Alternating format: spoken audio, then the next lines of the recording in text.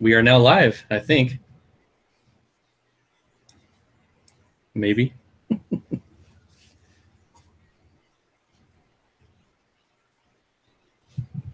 Says we're live.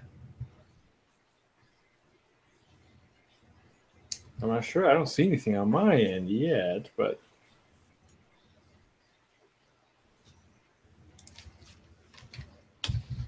oh yeah, you're good. You're live. All right. People are starting to say hi now, so I think we're live. Nope, no green screen on Google Hangouts. Yeah, it still shows that I'm not live, but people say I'm live, so I'm good. Well, hello everyone. Cory from Aquarium Coop here, crashing the stream. It's all because of me. I said, hey, I want to come on the stream, and he had to scramble to get it together because I made him change his normal routine. But yeah, so what are we doing tonight? Tonight, whatever it is. Well, so I just want to talk about, kind of motivation and what motivates us. But I still have to do a couple things here. So I want to know what motivates you, kind of what motivates you to get into your fish room and actually work with your fish. So for me, it's mostly two things. One, the fear of someone coming over and seeing the algae and the stuff like that I've neglected, which I think is a common fear most people would have. So getting people to come over is a really good motivator. Like, Bob's coming over? Oh, man, I better clean that up. But the big one for me is watching other people's stuff. So if I go visit their fish room or something like that, I always come back going, man, look what they're doing. It's so cool. Why am I so lazy? And then I come back amped and want to do it, and that keeps me going. And if I'm not getting something or doing something I'm interested in, that's the biggest way to be a buzzkill for me. It's like, oh, I don't want to go clean the goldfish tote or something like that. But if I've got my favorite goldfish in there, then I'm looking to do it. Just like first thing when I got home tonight, which was about 30, 40 minutes ago, scrambled to the turtle tank, right? I want to see if there's any turtles, because that's, and of course there was none because I don't get to find any of them. But, I think getting a vibe from other people is what does it for me. So if I watch someone do something cool and I'm like, I can do that, I get motivated to do it. And without that, otherwise, what makes me get up out of bed in the morning and go, well, I can just do that tomorrow. So I'm pretty lazy unless I'm excited.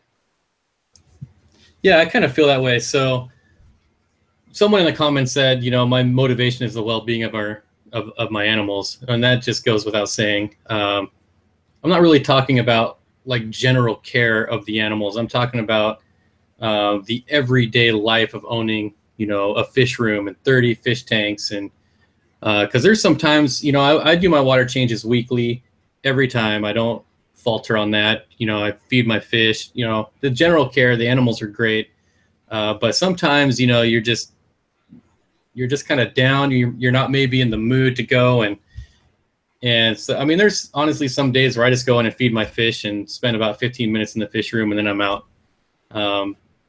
So sometimes it has been hard for me to stay motivated, but there's those times when I walk in there and I'm just like, you're feeling kind of meh. And then you see a fish that you haven't seen in like 2 months. And I'm like, oh my gosh, that's the coolest thing I've seen. And then all of a sudden I'm energized and I'm setting up new tanks. And I don't know, it's kind of weird to explain. I think I've run into a little bit of that. I definitely, I go in two modes. Hopefully the one that I like the most is, all right, tomorrow I'm going to get all this done. And I wake up early and I just start and I grind the whole thing out and it's super enjoyable. And then the other mode that happens sometimes is also be sitting here, be bored, and then I'll go, I want to go do something in the fish room. And once I get like one thing starting to go, then I can work for like the next 5 hours. But there's so much work for me to always do. Sometimes I don't even want to start it because, like you said, basic husbandry is on autopilot for me. I've got all auto feeders, all auto water changing. So really, whether I'm interacting with them or not doesn't change too many of the tanks in there. But yeah, if it comes down to like planting them and stuff like that, I got to be in the mood to want to do it. And a lot of times for me, finding new babies, that's really motivating to me. Like, oh God, there's babies. I better get the next tank ready. Or, oh, I'm getting babies here. I better check on these ones. And so Yeah, I run in those two modes. And then the third mode is I do nothing. So, you know, and I can get burnt out at the store. If I put in a bunch of hours doing everything at the store, then I go home, and then it's like, ugh, even feeding sounds terrible right now. I haven't eaten in 8 hours. So. Yeah, Flynn asks, have you guys ever fallen into a period where you neglect your tanks, like just feeling off for a week and every little thing you must do on your tanks is a chore? Have you ever come across that? We kind of just answered it, but. Yeah, for sure. I've definitely been through periods, like over the last 10, 12 years, there are definitely periods where I'm not as in it. And I actually think, and I've talked to a lot of people about this, I actually think aquariums are seasonal. And so I might be super nerd into it when it's raining and snowing outside. And then when it's really nice outside, maybe I don't want to be in my fish room. But I do now that I own my own fish room and stuff, I find that nice weather makes me want to work on the fish room because I'm drilling tanks or I'm painting or I'm doing something outside or I'm looking at my koi. And but yeah, there definitely have been periods where stuff's on maintenance mode. Like my wife's tank, for instance, on total maintenance mode at the moment. There's furniture stacked up in front of it. You can only see it from the side. We put food in there and stuff, but it's like all the plants are like lime green, like a real light green, because we're not even fertilizing it at this point. And there's blackbeard algae starting to grow, and you know, it's not as good as it was, but I'm going to get re-energized when we move that tank out here because I get a whole new like do-over on it. And, you know, so I'll be really excited for that, but it's going to put me in a mode of really not enjoying that tank every day. Until then, I will be like neglecting that thing because any work I do, you know, is basically going to be reset anyway, you know, barring monitoring water parameters and feeding, obviously. Like I'm not going to hurt the animals, but I'm not going to go in there and aquascape just so I can tear it down in 4 weeks when we move it or something like that. So, but there's been whole summers where, you know, when I was doing a lot of stuff outside, I'd be super into all the fish outside and all my tanks on the inside. They'd get some water changes and some feeding, but I wouldn't really work on them. So, yeah, I kind of have that same boat as you'll kind of see in tomorrow's video, where I've been planning to redo this tank and dirt it for, I don't know, about 3 weeks. And so outside of just normal water changes, like I quit using fertilizers, I was like, it's a waste of money at this point. And the algae just got super out of control. So yeah, you'll see that in tomorrow's video where I just pretty much neglected the tank outside of, again, you know, basic husbandry. And now it's like crystal clear. It looks awesome. So yeah.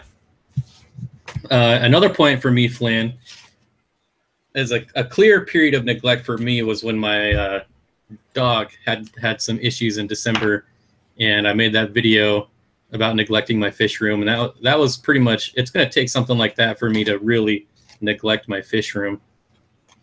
I think that happens to everyone, and I like at the store I try to, this is when people are trying to push the envelope that I'm always trying to push back to them, going, you know, life's going to happen, right? Because they're like, well, I never miss a water change, I never do this or that. And then I say, like, yeah, but what happens when like Christmas week happens, or, you know, your mom gets sick, or, you know, your car broke down and then this happened at work. And there's always going to be times, like for me, it's traveling. Like I don't want to push something so close to overboard that, you know, it crashes while I'm away. So, you know, I try to reel people back in and just go, know that life is going to happen and plan accordingly. We got the super chat from LG3 Nation, $10. Yep, I had to type in my I concur. That's what I was doing. Oh, okay. I just saw you. I was like, all right. LG3 Nation, spending money with Bob and Cory, successful day. Anyone concur? And here they come. Yeah, so the other big motivator for me now is YouTube and all of my followers and just the entire community. And it's not that I'm doing things for them, because I still pretty much do whatever I want.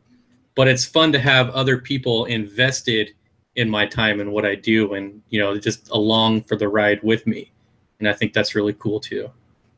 I definitely do stuff for you guys. Like I do it for myself as well, but I would say probably out of, you know, let's say I do 4 videos a week and there's 4 weeks in the month, out of 16 videos, I bet you like 2 of them are just for me. And so like there's no reason for me to film an unboxing so that I can go back and review it. So like that's not really for me. That's more for you guys.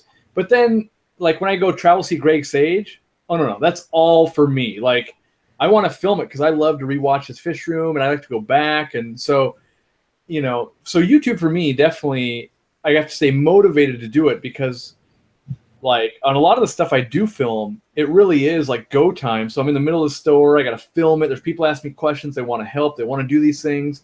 And then at the same time, like I kind of just want to get it done so I can go do the things I want to do. So it's a catch-22 of like, what do you film? What do you not film?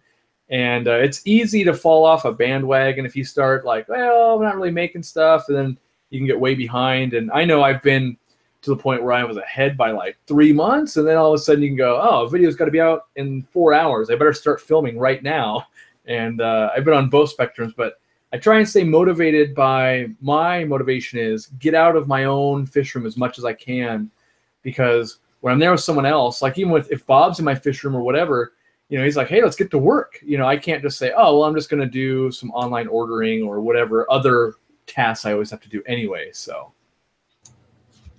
Yeah, so Neon Tetra Aquarius says, Aquarium Co-op, this is kind of off topic, but have you guys ever discovered something really cool in this hobby? I would say recently for me, it's the crabs that I discovered. I'm absolutely just jonesing on those things big time. I love them so much. They're so fun to watch. But recently, that's it for me. What about you? I know there's probably a bunch of things that I've discovered that I didn't know. But I can't think of too many. I can think of one that I think is really amazing that I haven't really put into practice yet, and I haven't talked too much about. And that was the last thing I can remember where I was like, wow, this feels like a big breakthrough to me, was I had a bunch of my large intake sponges that you put like on canister filters and stuff, and I just had them laying in a shrimp tank because I was keeping them seated when I moved the fish room from my old place to here.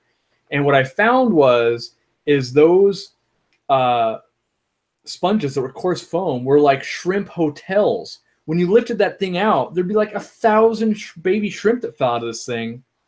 And so when I thought about it, why do we use sponges? Well, we grow bacteria on it, right? Well, what do shrimp want to eat? Bacteria. What's the biggest problem with shrimp? The fish in the tank hunting them.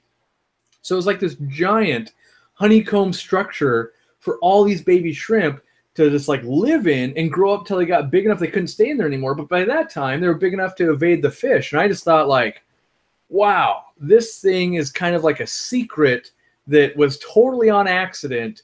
But I am very confident that in the future, I could use it to produce an insane amount of shrimp because it just was, everything was firing. I'm like, wow, how does not everyone do this? We're using caves and stuff like that. But a simple coarse sponge filter was amazing to me. So that was like my breakthrough there with shrimp.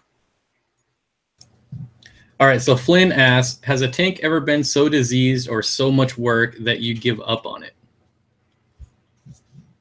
I've given up on tanks, but I've never broken one down or sterilized it. So like, let's say I lost all of something, I might let it sit empty for 3-4 months or something, but I'm not gonna like write it off or tear it down or anything like that. Usually I'm just demoralized, and I probably wouldn't put the same type of fish back in there, but you know, if it was really bad, I might go, okay, it's gonna become a shrimp tank now, and almost high-end guppies died, and then if they do well for a long time, maybe down the road it becomes something else again. But I definitely have lost fish. Yeah.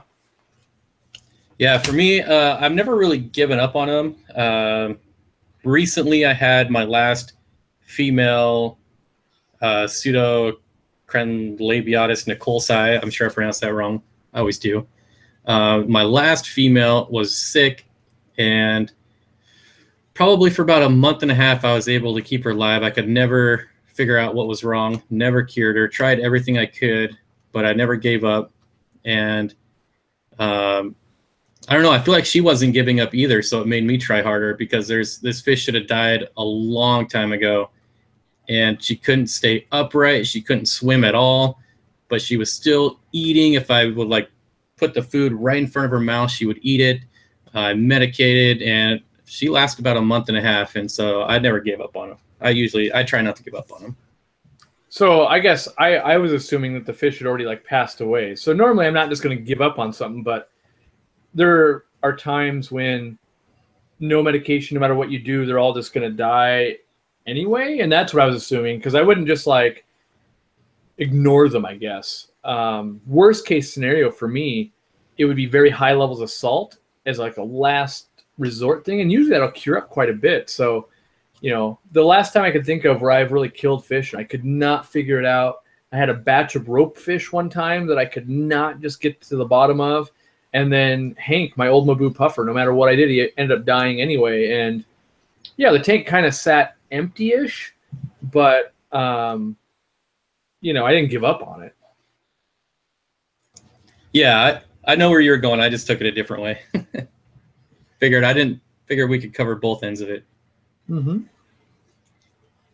Let's see. What else do we got here? Hello. Lots of hellos. People still kind of pouring in here. We're at 200 people already, though. That's pretty sweet. I have a question about African cichlids for you guys. I guess we could talk about that.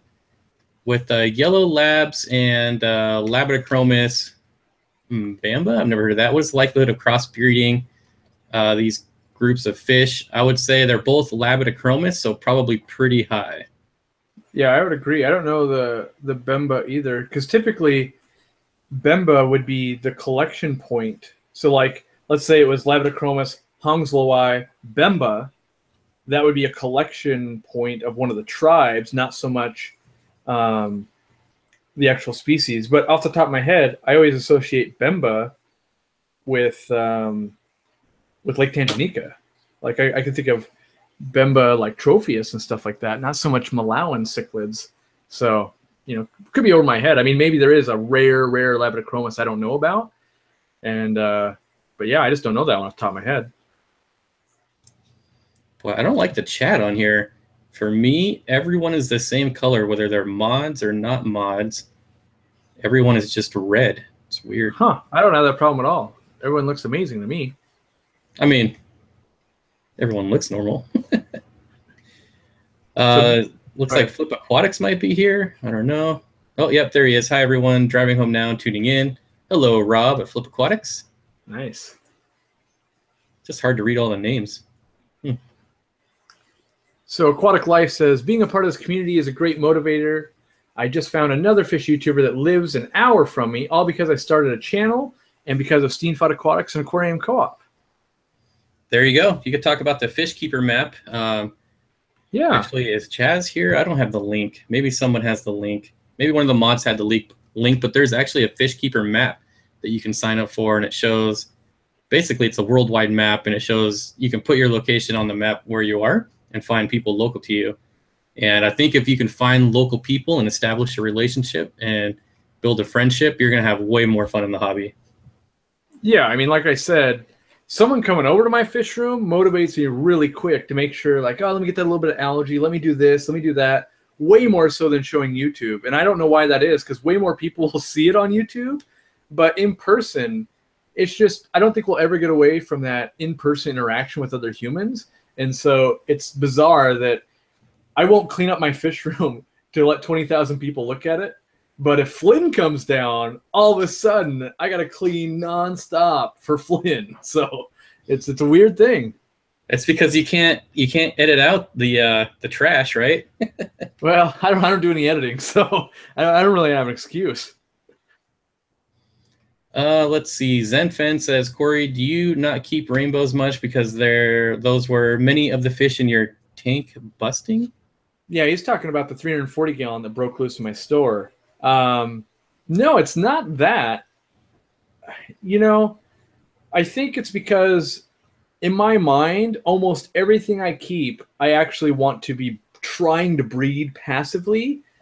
And I already know that I'm too lazy to raise rainbow fish. I've done it enough, and I know how labor intensive it is that I have like no motivation. The only motivation I have, which is a video that hasn't come out yet, there are some saltwater rainbow fish I want to breed and play with that I saw when I was in Colorado. I might be willing to do that because, not because the fish itself, I'm actually very intrigued by raising rotifers and other microfauna in saltwater because I haven't done that a whole lot. I've done brine shrimp and that kind of thing, but I haven't really focused on copepods and stuff like that in saltwater. So that's really intriguing to me. And I would love to set up some kind of recirculating system with Chaetomorphia down in the sump that's basically full of critters. It's pumping it up to the top where I'm raising the fry.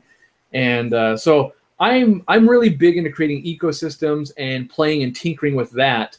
And rainbow fish look amazing. I honestly think I don't have the patience also. Like I really need to pick up like 500 rainbows of all different species, put them out of my sight for 4 years, then come back and they'll be amazing and they'll be, you'll have the humped back, it'll be nice and big. I just, I have no patience for that apparently. Yeah, see, I'm exactly the opposite. Because I'm a hobbyist first, then a breeder, then a seller. People always ask me, you know, where can they buy my fish? Well, I'm not a breeder, like I said. I'm a hobbyist first, and so I buy my rainbow fish with zero intention of breeding them because, like you said, they're kind of a pain in the butt to breed. So I just like looking at them. Yeah, it's. I mean, at any point I could get them. I haven't been pulling the trigger on them, and I don't know why that is. But you know, truth be told, you never know what you're gonna buy because, like this morning. So here's how my morning started. Is I got the list from Robert, my manager. I got to order some fish, and I'm just going over making sure. You know, I haven't quite turned them loose yet because every once in a while I'll be like, yeah, let's order 1,000 of these crazy things that'll never sell or whatever. But I'm looking through it, and then I get to the end of the list, and I'm like, datnoids. Okay, 5-inch datnoids. Like maybe I need like 12 of these things for the big tank, right? And I'm like, no, I'm not sure I love datnoids enough to dedicate to the big tank because I don't want to have to catch them back out. But then I was like, well, what am I going to put with these clown loaches that I'm going to do? And so I ended up ordering 25 tiger barbs, which is like, if you had asked me yesterday, I would say there is no way I'm going to buy tiger barbs. I don't even like that fish that much. But my brain started working on the environment, right? And it's like, wait, clown loaches and tiger barbs from the same waterways. That starts making it a biotope. Maybe I want to do an 800-gallon biotope. How cool would that be? And so I never know where I'm going or where my motivation's coming from. And it came, of all things, it came from datnoids today, which is way out of what my store even does. So it looks like we're almost at my record. We're at 226. I think my record's 241. Woo, as you were saying, we need 15 more grandmas. Let's get the grandmas. Let's get the army going. Everyone's got an extra iPad here. I know you got to go downstairs and you got to ask grandma to turn down the Wheel of Fortune and say, turn up the Steenfott. Okie Rogue says, motivated to keep healthy fish in a planted tank. Then I realized I bought fish that uproot plants. Right side, I'm getting a lot of experience in aquascaping. Yep. That's like me planting my multifasciatus tank because all they do is dig through the substrate. I almost ordered multis this morning because I was like, man, I do want multis. And I was like, I should find something to trade with Bob. Like, I've got to have something you want, and I want some multis. So we got to make that happen. Yeah, I want the trout goodeids. Yes. In fact, I got to put some erythromycin in there. The two males have been beating on each other, and one's got a little bit of a skin thing going on. So I also got to make sure, well, it's not that hot, but they need a little erythromycin before I turn loose to anyone. LG Nation says, my grandma's busy watching King of DIY videos. That'd be funny if that was true. That would be awesome, actually. I wish my grandma did. Have you seen the latest build? Grandma, put away the ginger snaps and pick up the Steenfott. Yep. Jennifer says, my multi-take is platted. It's endless rescaping. Yeah, I'm doing it with Jungle Val, and I finally got, if you saw today's video, I got a nice chunk that's kind of anchored down now. So hopefully it'll be okay. I want to jump on this question if you don't mind. What do you two think of Joey with the GoFundMe? Unless someone's already asked it, I think the gallery is going to be awesome. So my personal opinion, I think it's going to be awesome, and I'm totally behind it as a business because it's going to bring people to the hobby. Like, he's the biggest YouTuber in fish, and the more outreach he gets, and he's already done some collabs with like reptile people and stuff like that, that's just going to bring more people into the hobby, and that supports my business, allows me to grow as a YouTuber, stuff like that. And I know from developing commercial spaces and my fish room and stuff like that, I know it's crazy expensive. And I do believe that you know, he wouldn't have built that giant building unless he was going to use it for education and all those things. And no one really should have to go into debt to make, well, to educate other people, right? Like, it's one thing if he builds this giant building and then breeds fish for profit. Like, that's a different thing than I'm just going to sit here, I'm going to teach you guys. Like, that's a philanthropy project. The other one's a business. And so, like, I myself, I'm a business. And so you guys basically fund me through buying stuff off my website, but he has chosen not to do that kind of stuff. And so it's like a non-paid teaching position, and now he needs help. And I supported him. So I'm all on board. That's all I'm saying. Yeah. So I don't know if I can get into this without going on huge, endless, multiple rants. Obviously I support. I'm wearing the shirt, right? I donated. I think what a lot of people don't understand is what's going on with YouTube and as far as advertisers. When he started this build, there wasn't a big ad boycott. And if there is anyone in the fish community that's taking a hit on those ad boycotts, I think it's definitely him. And like you said, him finishing this thing is going to be just immensely awesome for just the hobby in general. And for all the negative people, I mean, I've had to kick people out of my Facebook group. You know, if you don't like what he's doing, you don't have to donate. You don't have to do any of that. And then people make the argument, oh, well, he's not doing it for free. He's getting paid by YouTube. Well, yeah, he's getting paid by YouTube, but so is your waiter. So is your barista. Do you not tip them? I mean, how long has he been doing this? Like 7 or 8 years? Is that right? You know, yeah, 8 years is what he said in the video. And from my research, yeah, he's been doing about 8 years. Yeah. So in 8 years, I've been watching him for probably 4 years, 3-4 years. This guy has never asked anything from me at all, ever. Not one thing. He's never asked for money. He's never asked for anything. So I've gotten 4 years of free content without him asking for anything. And now he's asking for help. I mean, why not? And if you don't want to, just don't go on all these Facebook groups and comment on his video and leave all this hate. It's just it's a waste of your time because nobody cares. Obviously, he's got, look at this, $55,419 donated to him. You are the minority if you're going to complain about what he's doing. Just shut up. The only other people that care are the other complainers, and nobody cares about complainers. So anyways, that's my rant.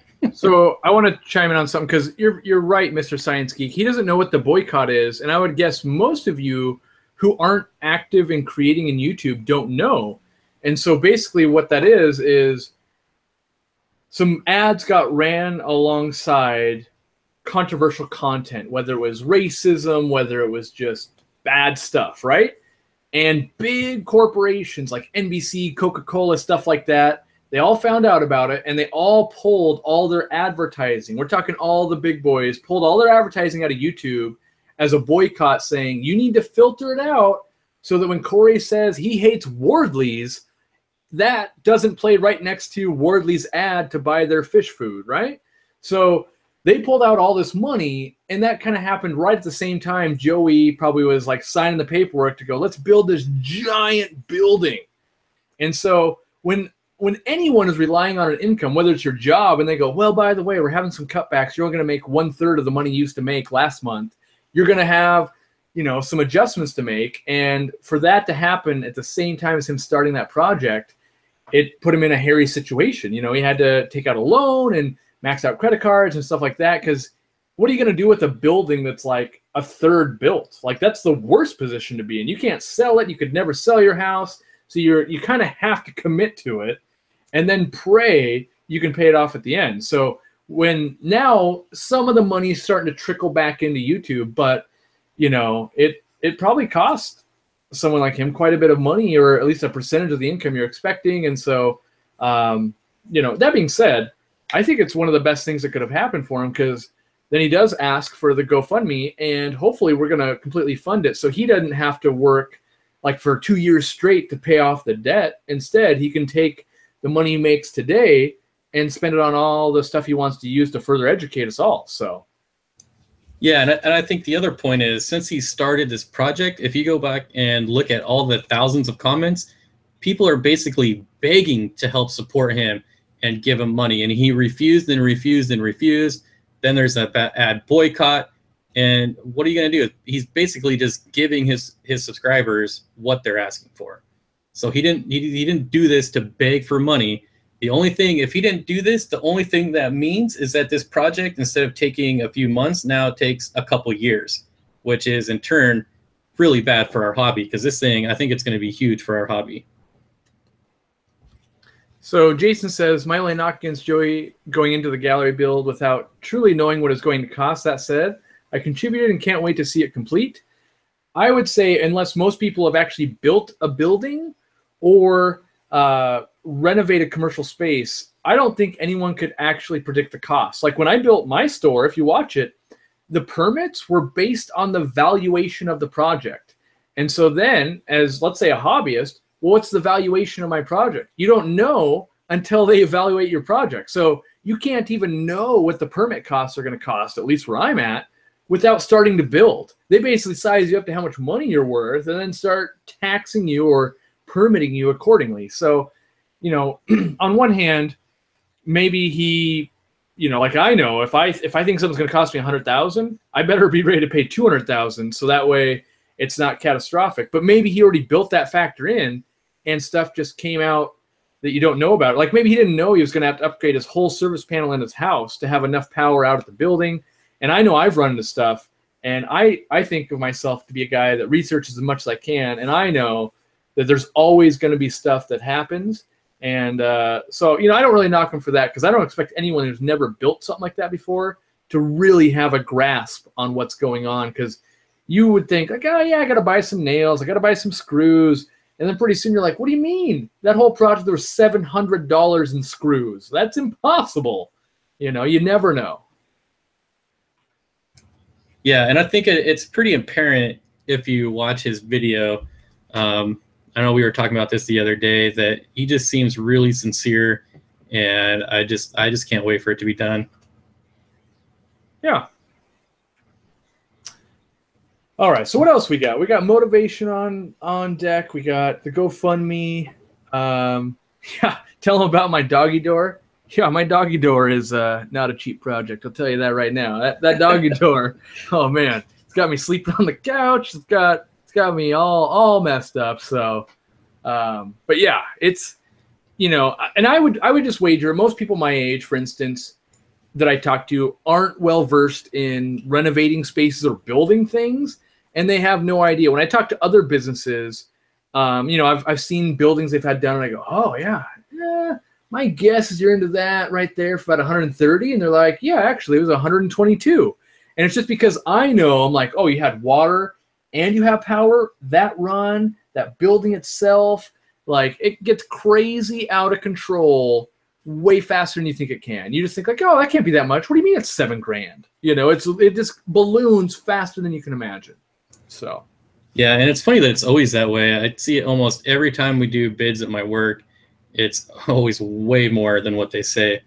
But here, we can bring this back to fish, because I got a question for you. Well, Andrew has a question for you. I just know you're an expert. He says, could you guys speak a bit on the possibilities of doing outdoor ponds for tropical fish this summer?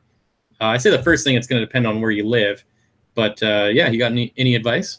Yeah, so one, tune into my channel, because I plan to do a lot out there. Two, I gave a presentation on this at the Greater Seattle Aquarium Society. It was filmed, and it's on my channel. So type in, like, outdoor mini ponds. But really, I think almost everyone can play with ponds outside during the summer for a set amount of time. What that means is, if you're in Florida, that might be 12 months out of the year. If you're in Washington, typically that's 3 or 4 months, depending on the year. California might get 6 or 8. Texas might be the same thing. And it also is going to really depend. Like if you're doing a real warm water fish, it's going to be a real short window. But if you're doing white clouds, you might go, wow, I can stretch that out to 9 months. And so I think the first thing is start playing with it. Get that first year, start doing some stuff, bring it back in before anything dies. And you get a little more confident every year, because you start noticing the weather patterns and stuff like that. Like, okay, last year at about, early September, it got too cold, and maybe I got to October with this fish. And I'm super excited because I love to watch the meat bugs. I love to find babies. I love green water. There's so many cool things that go on out there.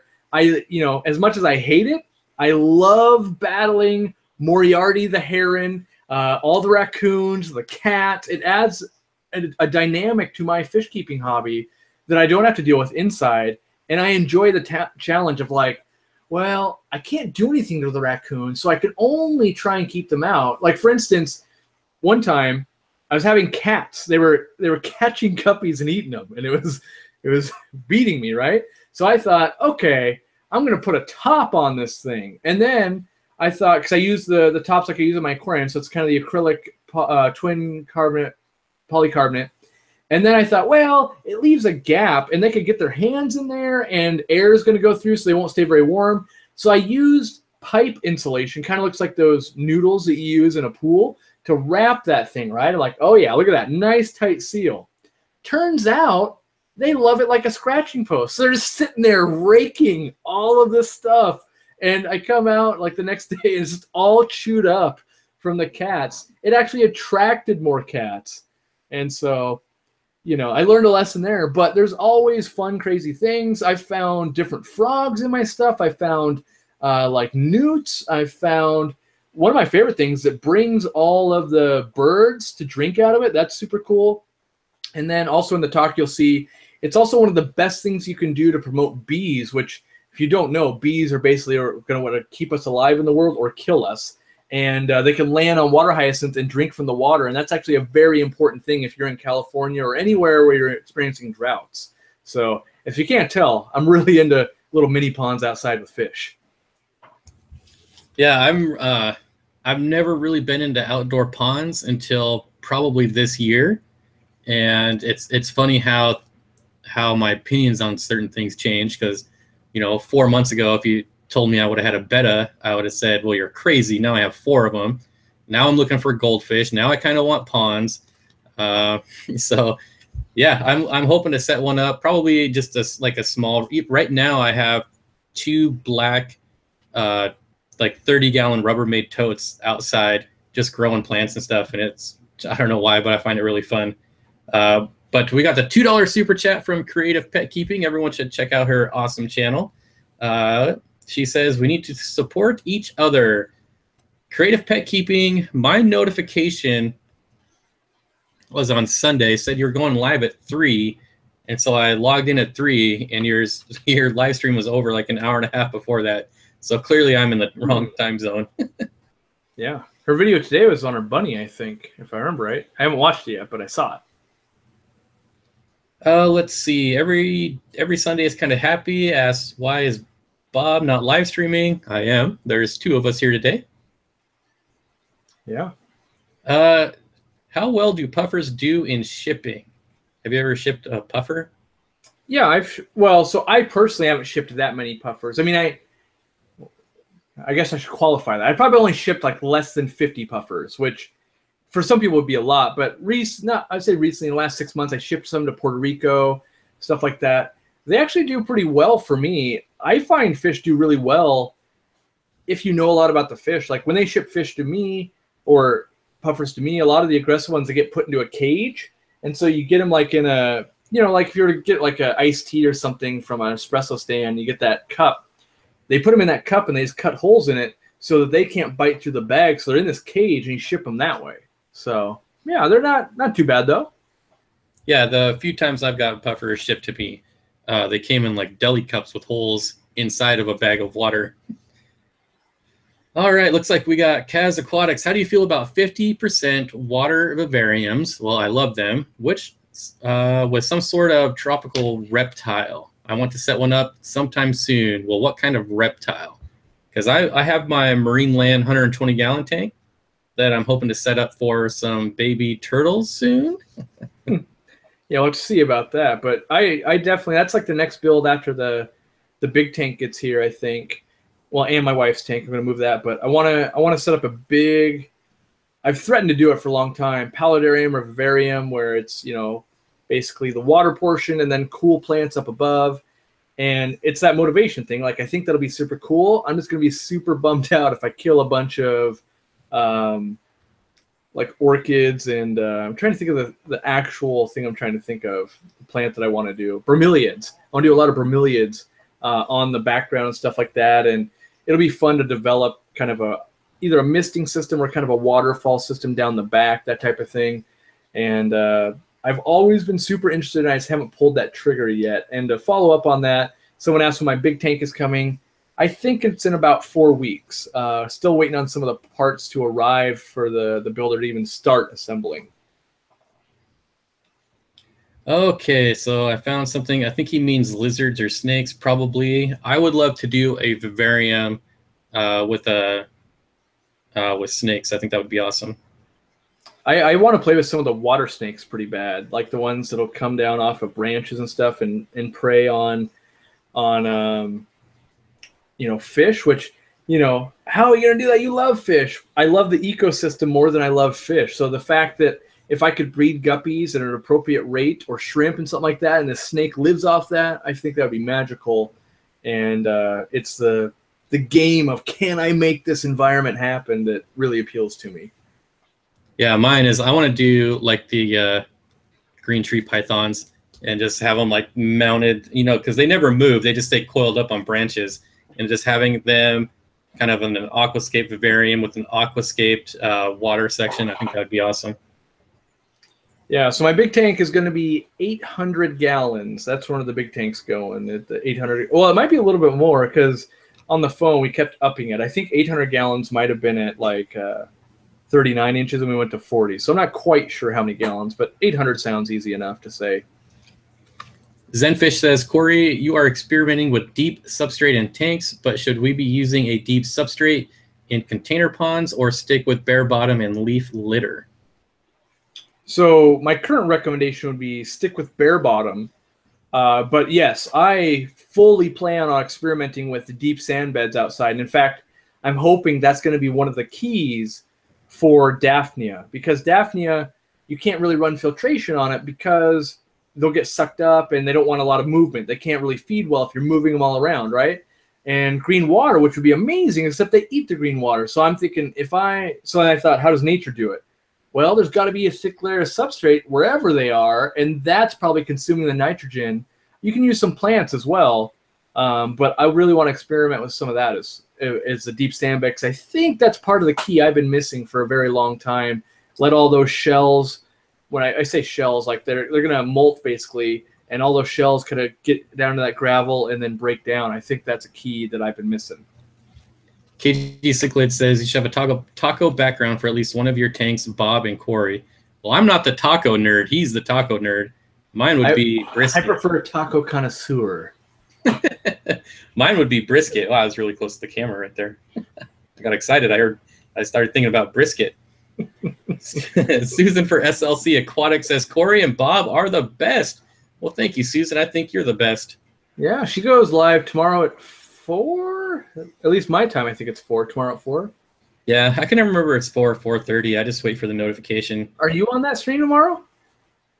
I go to the streams. Okay. I thought I saw somewhere you were going to be on someone else's stream, but maybe I'm making things up. Not that I know of yet. All right. You just don't know it yet. I've signed you up for like 40 different live streams. You have no idea. Well, now that you got me on Google Hangouts, who knows what's coming? Yeah. Someone was asking about, I think it was Kayla, about netting puffers, and I'm pretty sure that's a pretty bad idea. I've never done it. So I'll net them in the tank. Like, I'll get them up against the glass, and then I'll open the net a little bit to guide them into a collection container, and then I'll pour them into a bag. Nets are handy to wrangle them, but you don't want to actually lift them out of the water with that. Pea puffers tend to be okay, but most other puffers will inflate, and that can be deadly to them. Yeah, so that's kind of what I was thinking, is that they would puff up and can be stuck in a net forever. Let's see. If you follow the super awesome Facebook page, then you'll get a reminder beforehand. Oh, yeah, that's probably hopefully talking about my Facebook page, which is Steenfott Aquatics. Let's see. Taco Epic. I don't even know what that word is, Dwayne. Josh says, shrimp eat algae wafers, question mark. Yes, I feed my shrimp algae wafers. Well, I feed them lots of stuff, but algae wafers is one of them. Yeah, I mean, I'll feed them anything. I don't focus on feeding them. Mostly I want algae. If I can grow algae, I can grow shrimp. That's my go-to. I think I'm frozen. I'm stuck at. Anyone know how many people we have here? Pretty sure we broke the record. We did. We did. We're at, it says 272 for me. Okay, yeah. So peak. Oh, there it goes. I just had to refresh. 282. Nice. Why don't one of you get an archer fish? I don't know. They haven't interested me yet, to be honest. I've done archers. I don't know. I mean, they got to be in some of the videos, I think, way back when.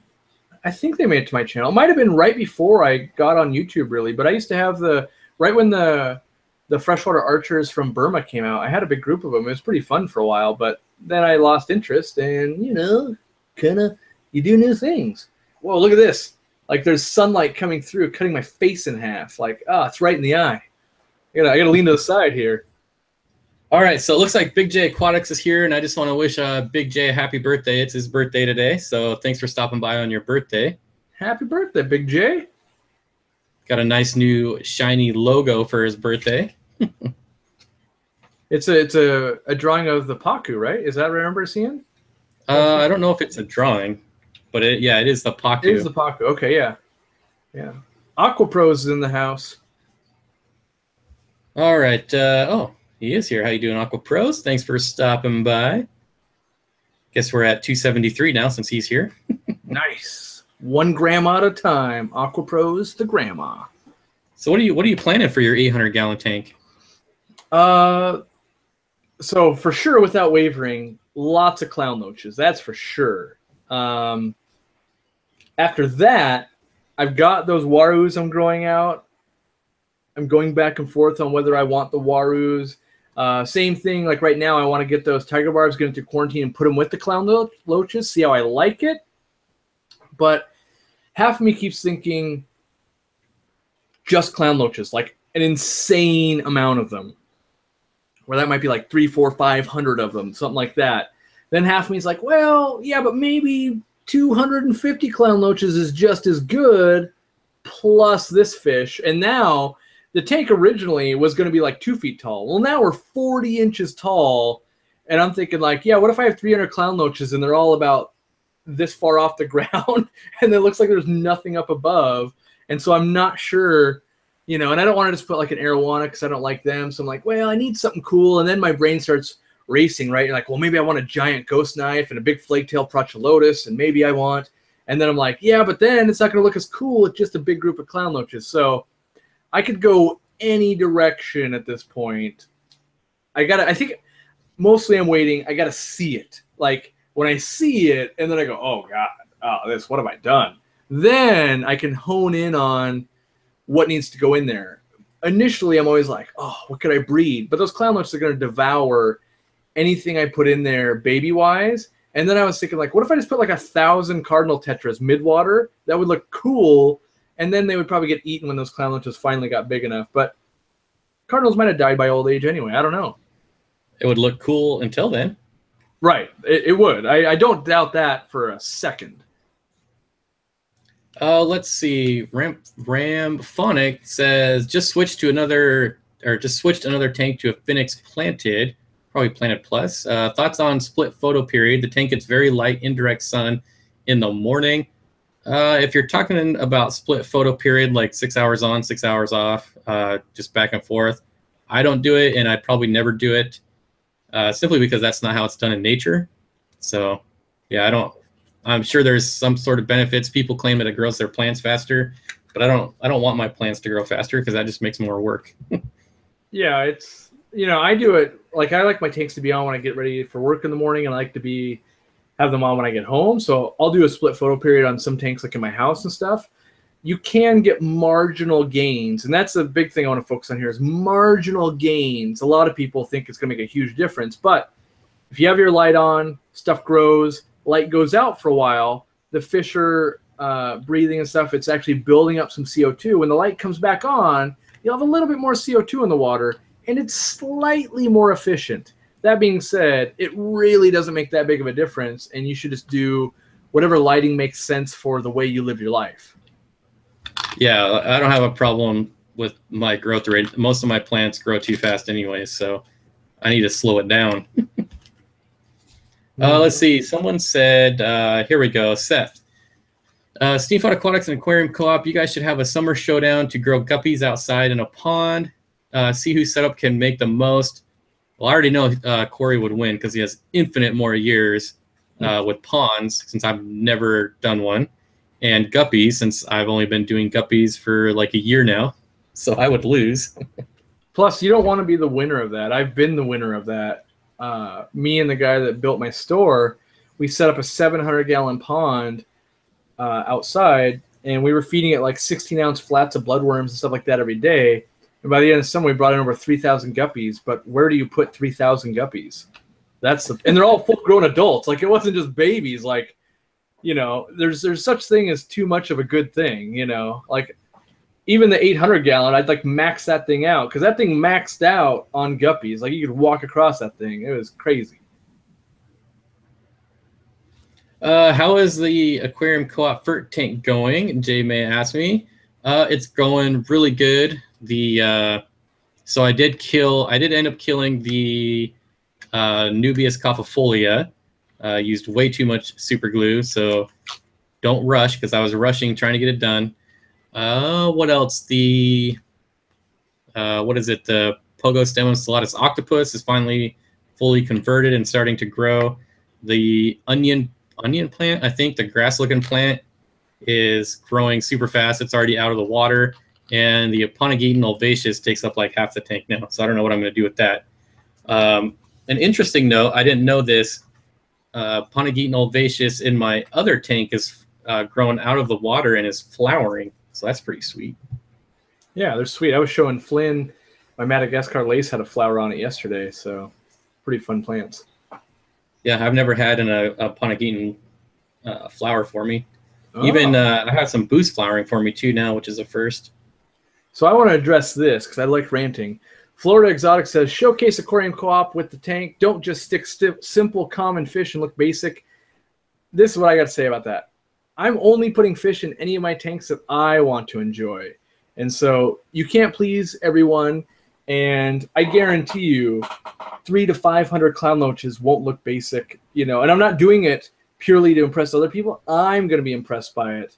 But everyone, you know, there's a lot of people that poo-poo guppies and platies and all these things. There's a reason they're very common, because a lot of people like them. And I think a lot of people, they try to get a certain fish to impress other people.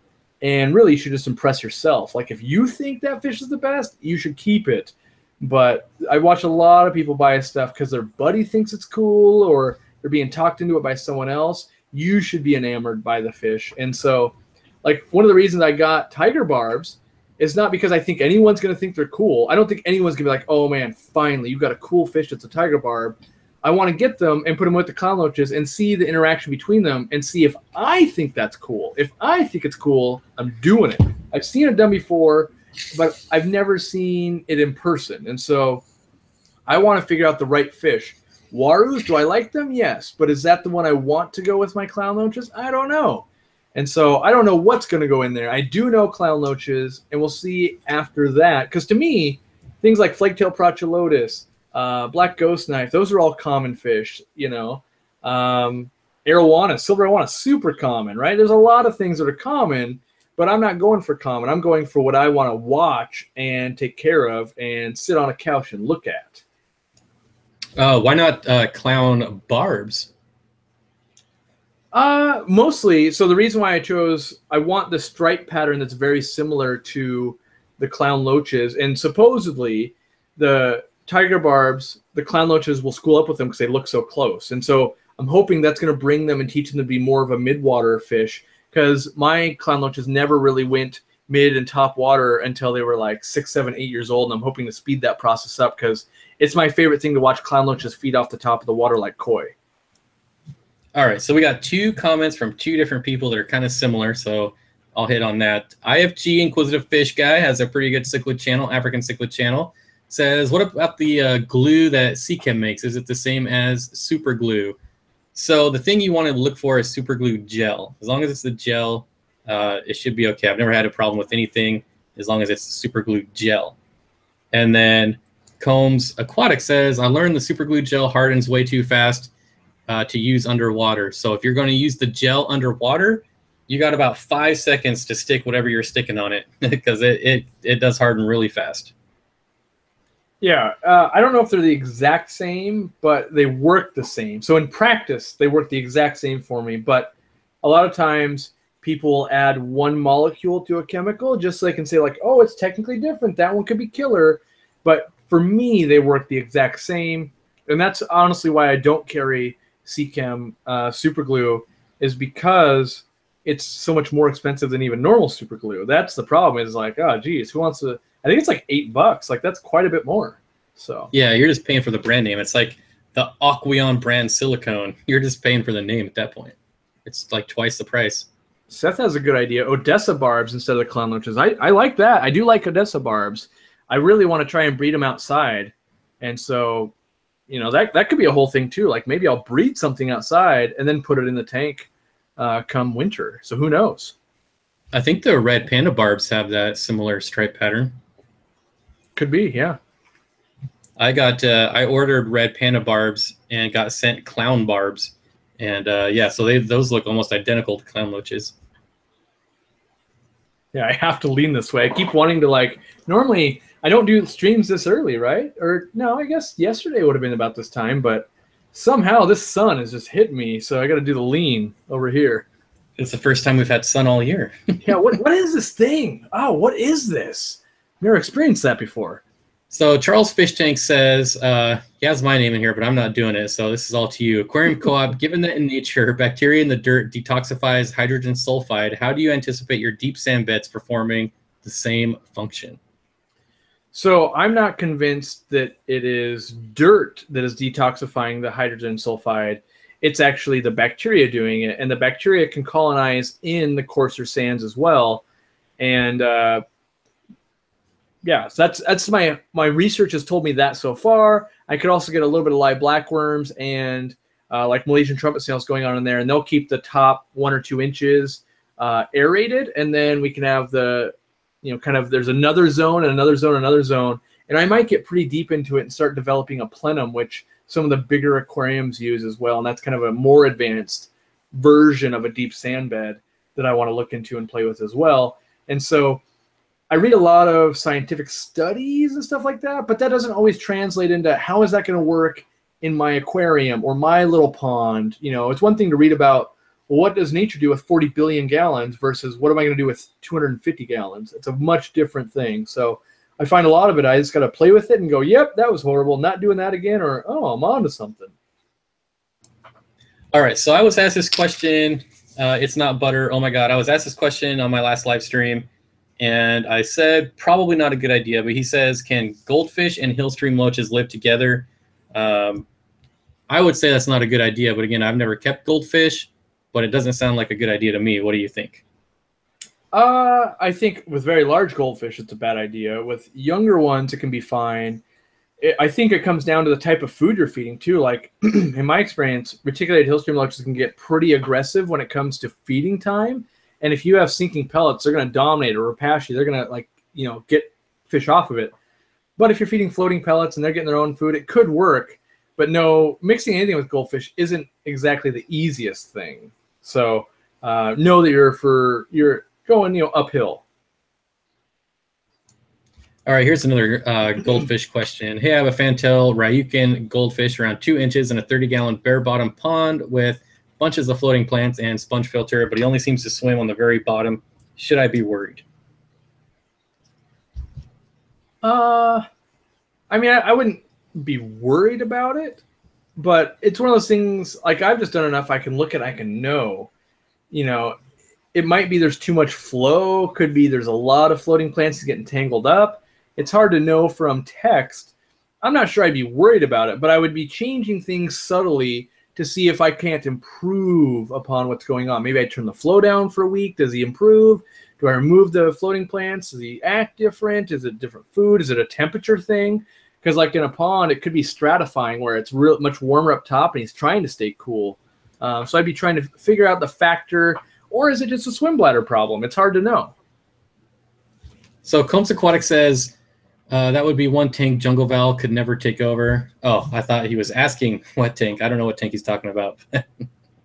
All right, that was not a question. Cole Schramm says Panda Gara and Fancy Goldfish have worked for us. Well, there you go. He knows what he's doing, so I'll trust that. Mm-hmm. Is Aquarium a good company? Depends on, in my opinion, what product you're talking about. I feel like they have good products and they have terrible products. I think every company is that way. So, yeah, I would say overall, yeah. I mean, like their tanks, they just bought all glass aquariums, but mostly people don't know that most fish companies are all owned by like the conglomerates at this point. So people go like, I love Marineland, I hate Aquarium. Like, great, the same company owns both. So So IFG Inquisitive Fish Guy says, do Hillstream loaches thrive better in river tanks? I would say yes, because I have kept them in a tank with just a sponge filter, and I've kept them in a tank with like a power head and rocks, and the behavior is extremely different. So in my experience, I would say yes. So I've never kept them in a river setup, but to qualify that, I would say, how do we know that they thrive better? Their behavior is different. I don't doubt that at all. But, you know, just because something acts different doesn't mean it's better or it's preferred. You'd have to figure out a way, like you'd probably have to do this to really figure it out. You'd have to have a big enough tank where you had rapids and then you had very slow periods and see where they spend the most amount of time and stuff like that. But, you know, just because a fish is adapted to do that in the wild doesn't mean they want to be doing that. Maybe they prefer sitting on the couch eating nachos like me as opposed to doing something active, you know. But I do think it wouldn't be a bad setup for it. I know they're designed to handle it. What's the largest bottle of Easy Green you sell? Is it like a gallon or 2 liters or something? 2 liters is the largest we sell, yeah. Let's see. Aquarium Co-op. Dr. Wallstead states that the anaerobic bacteria in dirted aquariums should not be disturbed. Would you aim to keep your sand beds as undisturbed as possible? I would think so, right? No. So that statement is oversimplifying a deep sand bed. So with deep sand beds, you actually have layers, right? So if this is the layer, we know that like the top 1.5 to 2 inches can be well oxygenated, and so you're not going to get denitrifying bacteria there.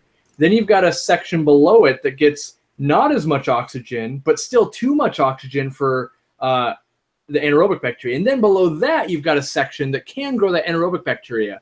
And when you use things like blackworms and Malaysian trumpet snails, they're going to be comfortable going where oxygen is still enough for them to live. So they're not going to go down into the part where anaerobic bacteria is because they'll suffocate, right? So they'll stay in the levels they need to be. And that's why different critters are so important to keeping a very healthy deep sand bed. And yes, that bottom part won't be disturbed. I won't be doing anything to disturb it. But you can use plants. You can do some plants, and plants that will grow their roots based on what level they are in that substrate is what they'll do. And so there are plants that go all the way into that anaerobic, and they can actually absorb some of that hydrogen sulfide gas and turn it into plant growth. So, you know, there's a lot going on there that, yeah, Dr. Wallstad has researched and other academics have in other published papers, but I feel like as hobbyists, we haven't done much with it. And why I guess I focus on that is, if you guys have ever met like marine biologists, like I've got a degree in marine biology, and then you realize they couldn't keep a fish alive in an aquarium to save their soul. It's like 2 completely different skill sets. So what science is saying and what's actually happening in an aquarium, while the same, in practice are very different. And so I always have to like feel it out on my own to go, well, sure, but this isn't a perfect scenario. That's never going to happen. All right, so setting up a shell dweller tank, how many inches of sand should I have? Depends on how much fun you want to have. The more sand you put in there, the more they'll be able to change and aquascape it for you. I usually go between 2 and 4 inches and let them do the rest, personally. Yeah, I only do, depends. If I'm planting it, inch, inch and a half. I'm not planting at about a half an inch because they're pretty much going to dig down to the glass anyway. And so I don't use that much substrate. Well, see, I know they're going to dig down to the glass too, but I like coming in and seeing the different mounds on a weekly basis and mountains everywhere. Yeah. What is more money, making your tank or buying one? Probably depends on the size, because I don't think you can make a 40-gallon breeder for $40. Maybe you can. I don't know. Yeah, I would say on big tanks you could save some money, but for me, I'll never be able to save money because if I built my own 800-gallon, I'm never going to sleep again because I wouldn't trust my own build. So for me, I only buy tanks. I would much rather do some other work and pay someone to do it and be able to sleep than always worry that it's going to break loose because what do I know? I'm not a professional builder. Yeah, I really don't want any part of that. I resealed a 125-gallon glass aquarium. I left it full of water in my garage for a month, and it didn't leak. But I still sold it and bought a new one because I can't keep that in the back of the mind because I'm not a handyman by any means. And even though it's super easy and I've resealed smaller ones plenty of times, I couldn't sleep at night knowing that I did it. So yeah. Yeah, I'd rather deliver pizzas and buy an aquarium than learn how to build an aquarium because I'm confident I could deliver a pizza, not confident that I will sleep again. Easy enough for me. Did you consider having a big Dovi in that 800-gallon? So no, I haven't considered doing the Dovi, but the Dovi did move up to a 40 breeder where he's going to be in my eyesight. And basically he or she is there to either me fall in love with it or me make the decision that someone else needs to love it like I'm not. And so, he's going to probably have a few months of me either falling in love or not. We'll see. We'll see if the romance continues. So Yves, I think, says, invite the king of DIY to come build your tank. I don't think anyone would turn that down. And a matter of fact, I was talking to him a while back after he started his gallery, and I asked him if he was going to have people there, and he's like, yeah, probably. And I was like, well, just tell me when, and I'll buy the ticket the same day. Yeah. I mean, it's a lot of work to build a tank, too. I mean, that's the reason I think Joey's having most of his acrylic tanks built, just from the sheer time it's going to take him to build those ones. And, when you're a big YouTuber, time is money. He could spend a lot of time building me an aquarium, or he can do a bunch of other amazing things. So I just, I focus on selling plants and doing my stuff online, and then I pay a guy that's, he's all he does is build aquariums, so I'm getting all his years of knowledge out of it, and then I just get to enjoy it. That's all I care about is enjoying it. So it looks like we broke the record again, 311. Nice. But wait, how many likes are we at? Are we at over 300 people with like 20 likes? And we actually have 742 dislikes. Hey, I'm okay with that too. I forgot when I count the likes, I count the likes and dislikes, and I think that's around 300. The problem I have with my Dovi at the moment, it's still hiding. I put in caves and stuff like that, and it's still young enough that it hides the whole time. I need it to try and bite me. Like, I need that interaction for me to fall in love with it, and it's not doing that yet. So once it interacts with me, it might get a name. If it gets a name, it's a pet. So, but no name yet. Yeah, I don't think I saw it come out once that whole time I was there the other day. Yeah. Let's see. They spend the same amount of time. Okay. If you want more dislikes, just wear a Yankees hat or a Patriots hat. Aquarium Co-op. What's the minimum depth for a sand bed? I think you mentioned 4 inches. A larger granule sand better to achieve your goals? Is a larger sand better? So 4 inches is what's considered to be the minimum on the internet. I haven't tested enough to know what I think my minimum is. Some people say thicker is better, which could be true. I haven't tested enough different depths. What I do know is granular size of the sand is pretty important. If you have a very fine sand, the water will never get to travel down far enough for it to matter. So I think it's like I think off the top of my head from research, it was 20 to 30 millimeter sand is optimal. That being said, you know, in most things in the hobby, optimal, if I had 17 millimeter sand, is probably almost as good, you know, but versus 5 millimeter or way bigger, you know, as long as you're in that range, I bet it's fine. Okay, so RFB says, if I put a male betta in my assassin snail breeder tank, do you think it will eat my baby snails? My betta right here hasn't touched any snails at all, so I would think not. I've never seen it. I've definitely had a betta living with my assassin snails that I breed in that tank before I put guppies in there, and I didn't have any problems, but every betta is different. Sunless Plain says, any advice for rehoming a red-tailed shark? He's gotten bigger and more aggressive. He beat off a gourami whisker and a guppy gonopodium. I have the space to get him. I don't have the space to get him a bigger tank. You're probably going to have to give that away to like a local fish store. I don't know if you have like a local aquarium club. You can see if anyone's interested in it. But I know there's not a lot of people taking large aggressive fish, at least in my area. Yeah, I find a good home for it, but you know, I always try and tell people take a fish back to where you got it from, and because I think it's like your duty, right?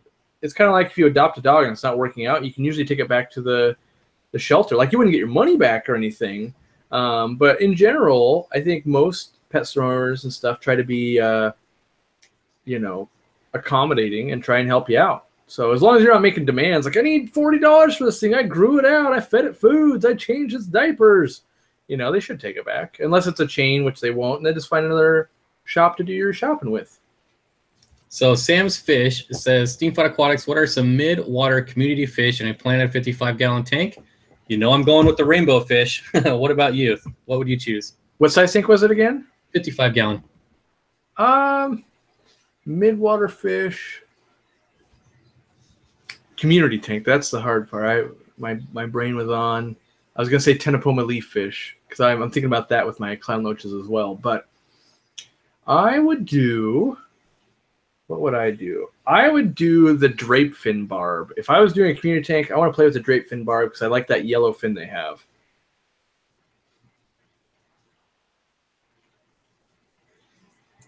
All right. Apparently my microphone was muted. Kind of made a little mess. I was using my Sergeant tank towel to clean it up. Anyways. My betta murdered my apple snails. Yeah, you probably just had, you know, every once in a while you get that animal that's just an a-hole no matter what. Mud skippers, question mark. I don't know what you're asking, but I've never kept him, and I don't have any plans on. I know the wife wants them. Are you ever going to do them? Ever? Yeah, I'm sure I'll have to do them at some point. But, you know, if I set up a saltwater tank, I'll be way more likely to do mud skippers because I already have some saltwater, and that's my biggest opposition of doing the mud skippers. So.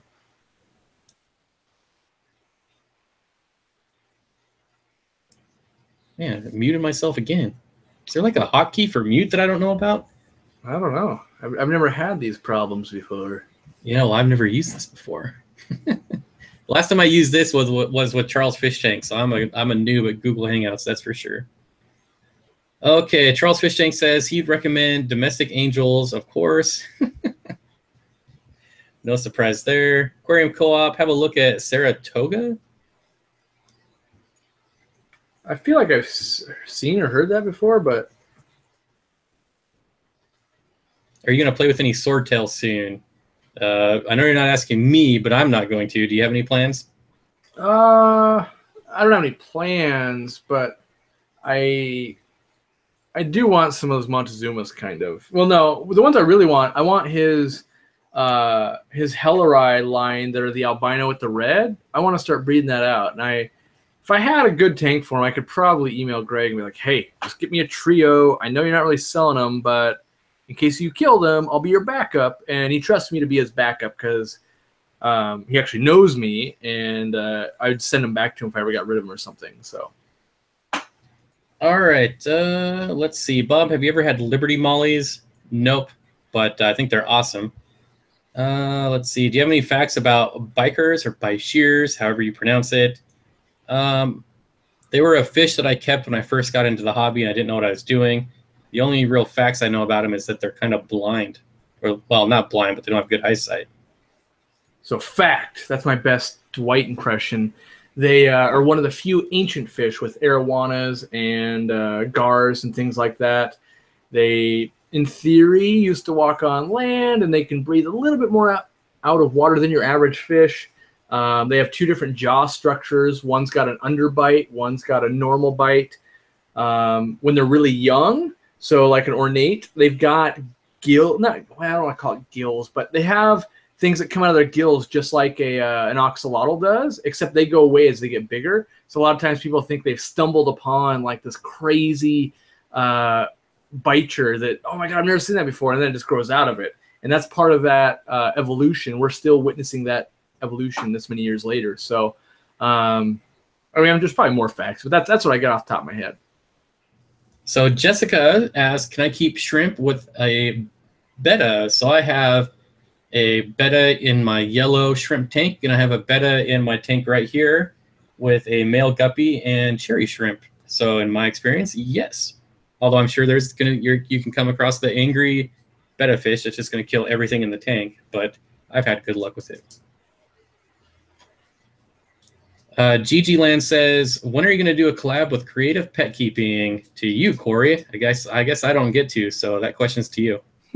I guess when I get invited to, I haven't asked or anything, so you know, it's I don't know. Is it on me? Is that the etiquette? You have to ask the girl? I don't know. I don't know. Equal, right? Everything's 50-50. That's right. Going Dutch. Creative Pet Keeping says, good question, GG Land. Well, there you go. I guess sounds like we just made a match right there. You guys can work on a collab. It won't be about fish, though. It's only going to be about other pets.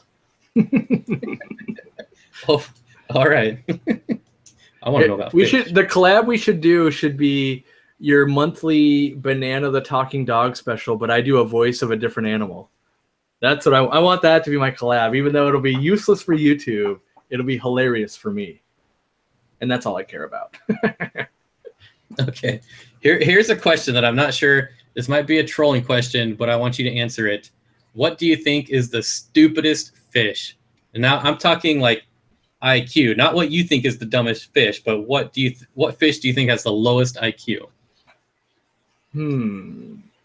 Give me a minute. I know there's got to be fish from like, wow, that thing seriously is like underdeveloped as a fish. I just got to think of it though. God, I know. Well, you think about it. I'm going to give you my answer. Yeah, do it.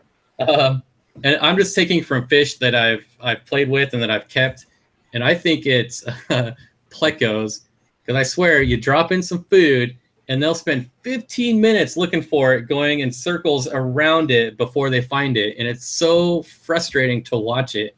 It reminds me of when I take my dog outside to go to the bathroom, and she just runs in circles and runs all over the place trying to find the perfect spot, and then she goes back to the first spot that she sniffed in the first place. Yeah, we got a lot of catfish people saying catfish, but yeah, I'd have to go with plecos because the food can be right in front of their eyeballs and they still can't find it. I think like freshwater flounders are the dumbest fish. Like they're already like evolutionary behind with their eyes on one side, and like I don't know. I just feel like they're always at a disadvantage in any aquarium I've ever put them in. So I'm going to choose that. Rudy says guppies are dumb. They don't swim away from nets. And that's certainly true. They're one of the easiest fish to catch, I feel. Face of Bob, cichlids are the smartest fish. There's probably a pretty good argument to be made there. It's also the largest family of fish, right? I think. Yeah, so I feel like the odds are pretty good. Mm-hmm. What's a good pond fish, not goldfish or koi? For most states, I would say the rosy red minnow. If they weren't illegal here, I would be keeping the crap out of those things. I love them, but they're illegal in our state. Yeah, we have a few different species of minnows that are illegal here. It's kind of frustrating. Although what frustrates me the most is that the dwarf orange crayfish are illegal. I'd love to have those again. But once I found out they were illegal, I had to get rid of them. Joey Jones Aquatics says, I had a peacock eel that was pretty stupid. He jumped and hit the lid at least 10 times. I wasn't getting smarter from doing that. That's for sure. The fish ain't stupid if it doesn't know. That's right. You got to be self-aware, right? There's a quote that goes with that, right? Like, it's like dumb enough not to know, but not smart enough to know you don't know. It's something like that, yeah. Thomas says the catfish family is actually bigger than the cichlid family. Interesting. It could be true. I don't know that. Yeah, I have no idea. I've never looked into that. I pretty much believe anything people say because I figured they're just at Google proving me wrong all the time. So that's what I do on your live streams. Google. Yeah, you've got the power of Google. I've got off the top of my head. So Cory, you're wrong because the internet says this. Blue, diamond black, carabai. I don't know how to say that. Reds that spawn. I have no idea what's going on there. If I could read it, or if I could find it, I would read it. But oh wait, yeah, I don't know what that is. Life is a box of chocolates. Is there a community surface swimming fish that won't jump out of an open top tank? I don't know any fish. That is a rough one. Yeah, I don't know of any fish that'll do that. I bet you there's some, but to think of that, it's gonna be wicked hard. Sam, definitely not hatchet fish. That's what they do is jump. I feel like your best bet is like some of the Daniel family, but anything at top is already there's like a chance. You can just have like the least amount of chance.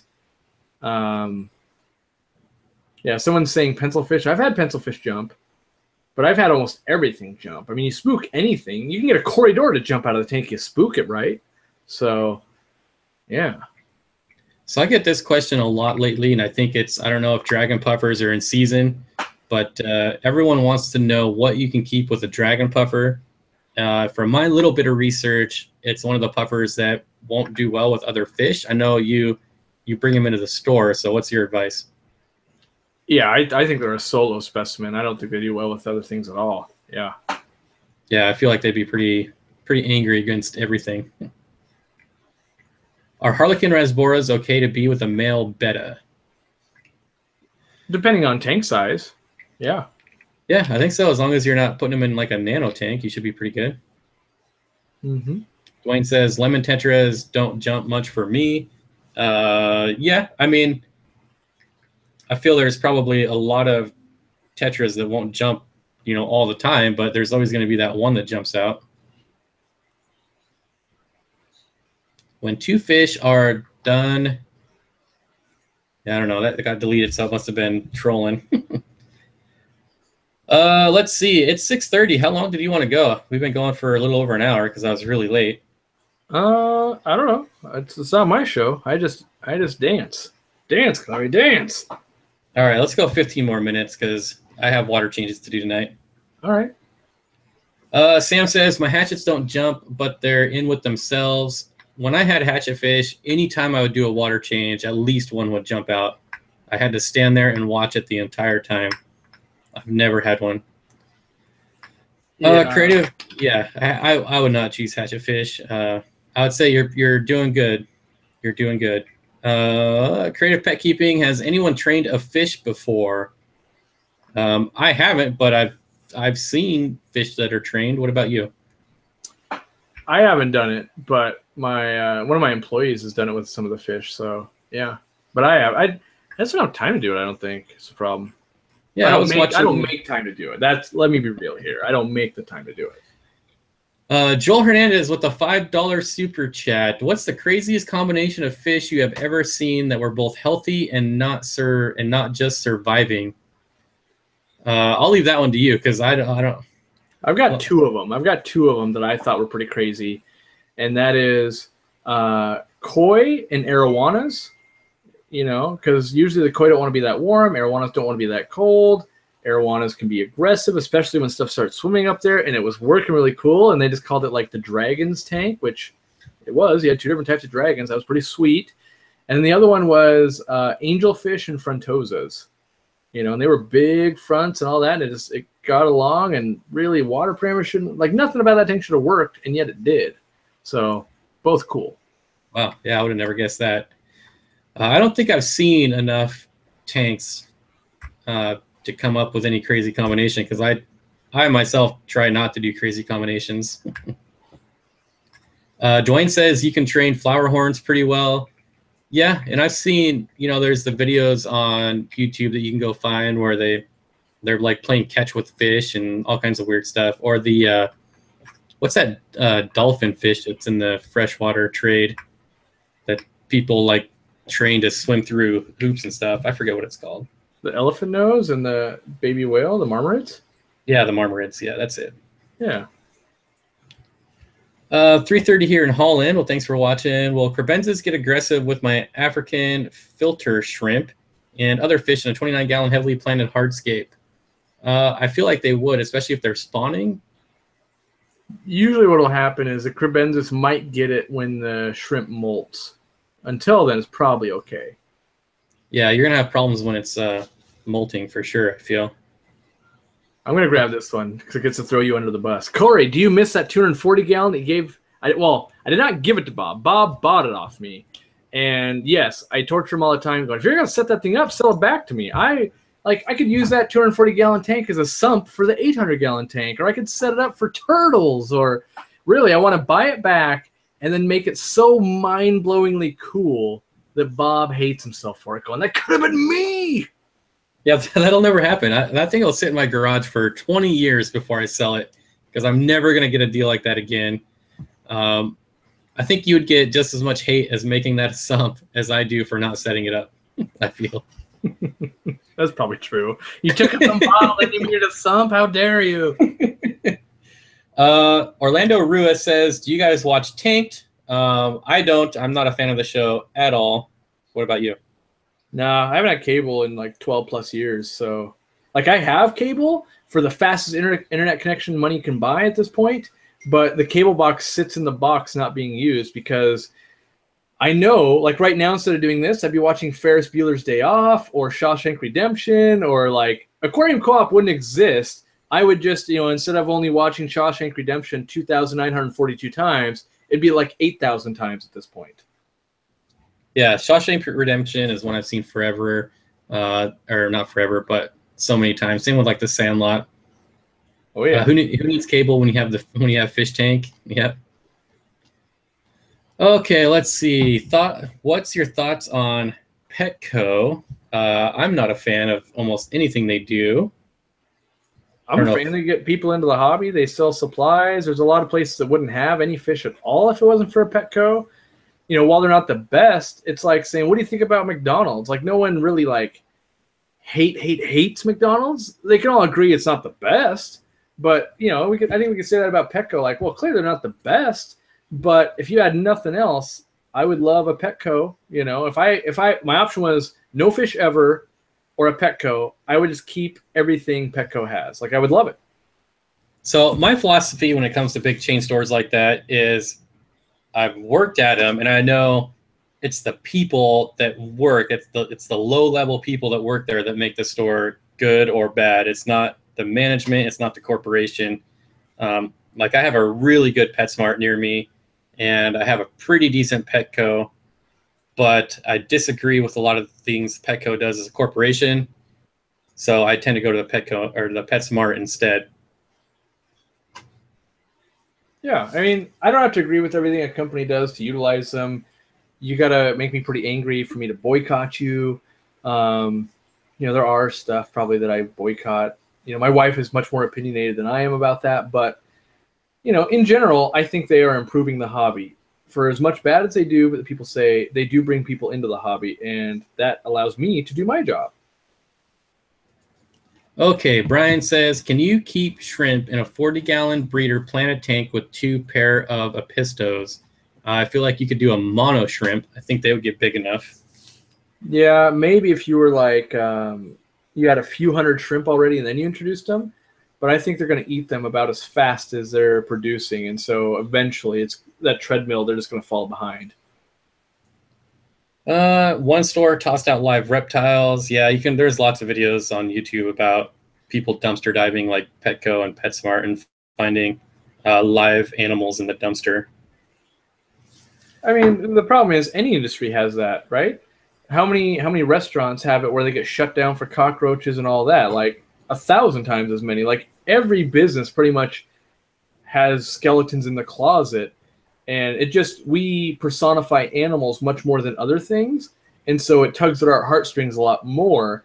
I'm not saying any bad things are good things. I'm just saying when you look at actual stats of stuff, most businesses are pretty in line, honestly. It just happens to be that instead of wasting X amount of food and people starving to death in the world, we're throwing out live animals, or we're doing this, or we're doing that, or we're polluting the environment, or we're or Amazon is not letting, well, they'll let people go to the bathroom, but if you don't make this quota, if you're in the bottom 10%, you lose your job. Like, there's bad things everywhere because we're focused on pets in this little chat room right now.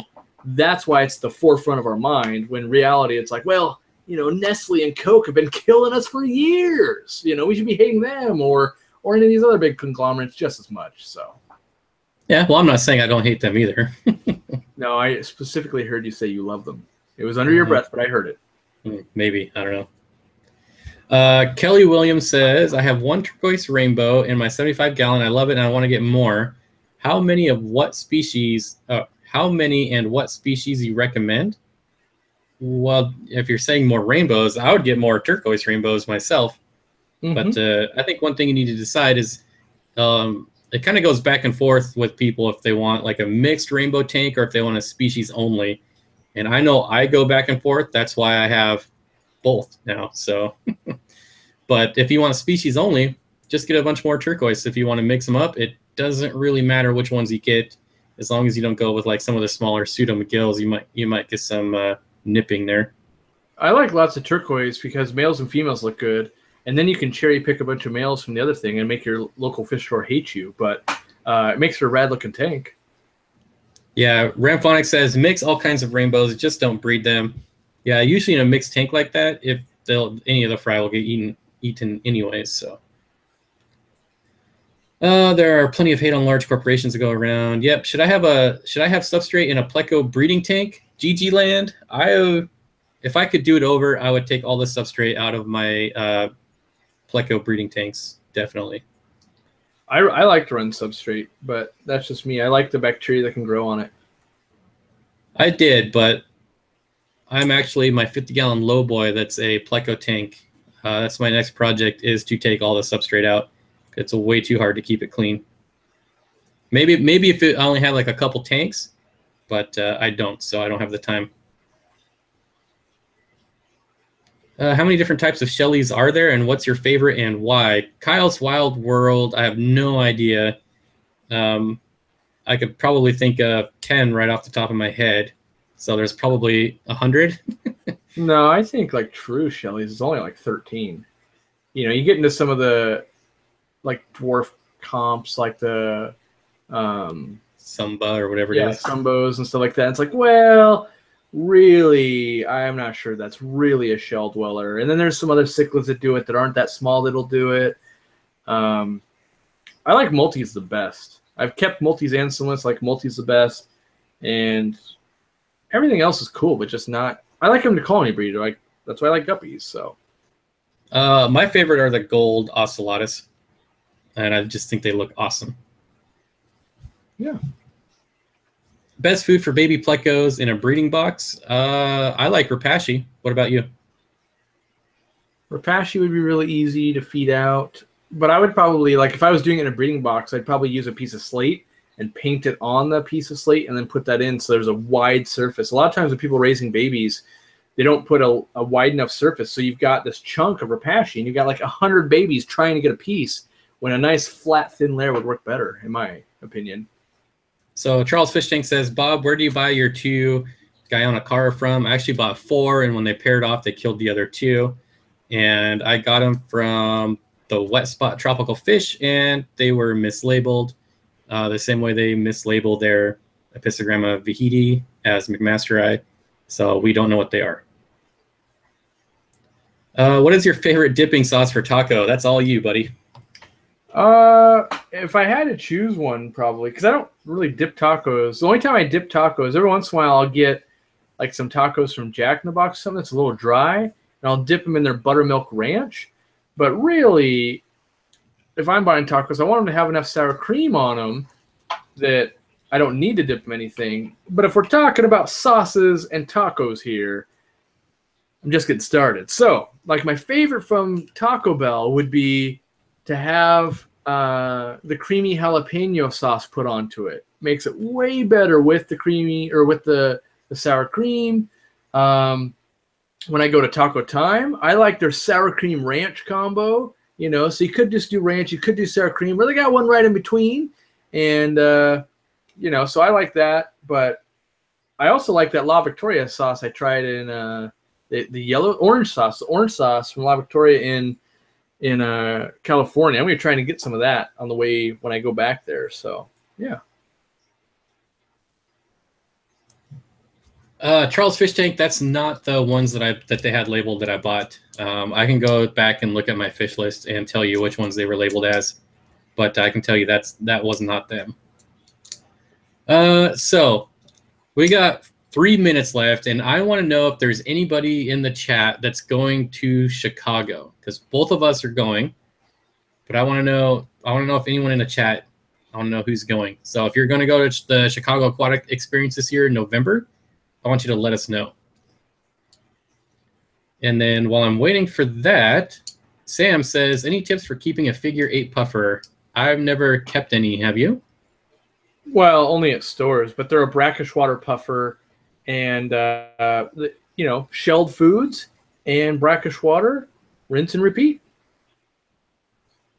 All right. So Jason James says yes. I think you're in Chicago, if I remember right.